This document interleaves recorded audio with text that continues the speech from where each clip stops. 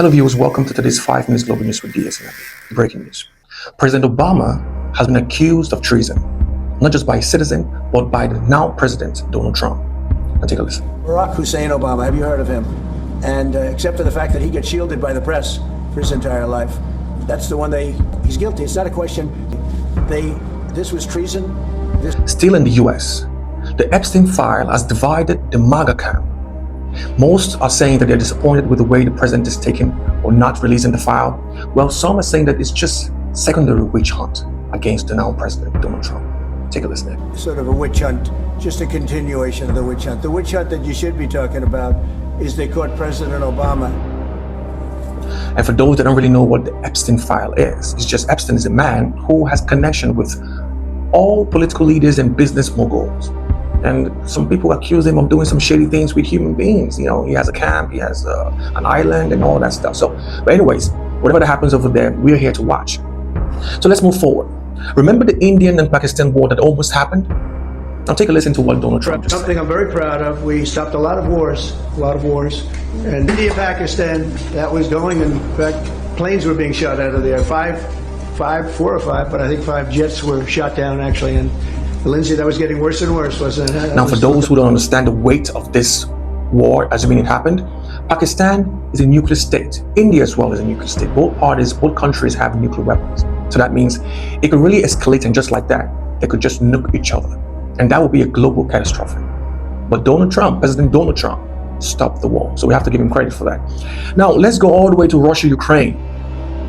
These things might get a little bit dramatic in the next 50 days, as the president gave his ultimatum to the Russian president, his Russian counterpart, saying that you have to stop the war and come back to the table within this 50 days, or else I will give Ukraine all that it needs to defend itself, and not just defending itself, to attack the cities of Russia. And that could trigger a European or global war. Now, we all know that the Russian side objected to those claims and saying that the president of the United States don't have the power to just draw them to the table, that they have to tackle these issues from the root. And what is the issues?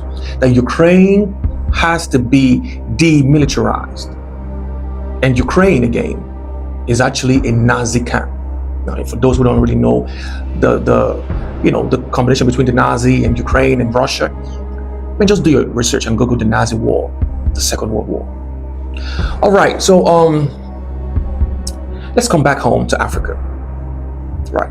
The Nigerian president, our own president, President Bola Ahmed Tinubu, made a shocking remark on issues of state allocation and governors' spending. Now, we are going to listen to this from his own mouth. To summon the governors, some of them call them up.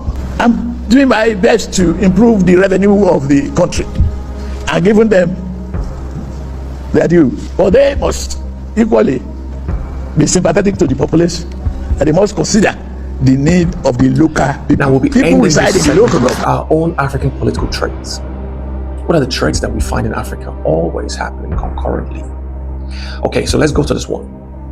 The Cameroonian president, Paul Biya, who is 92 years old, still wants to run for the office.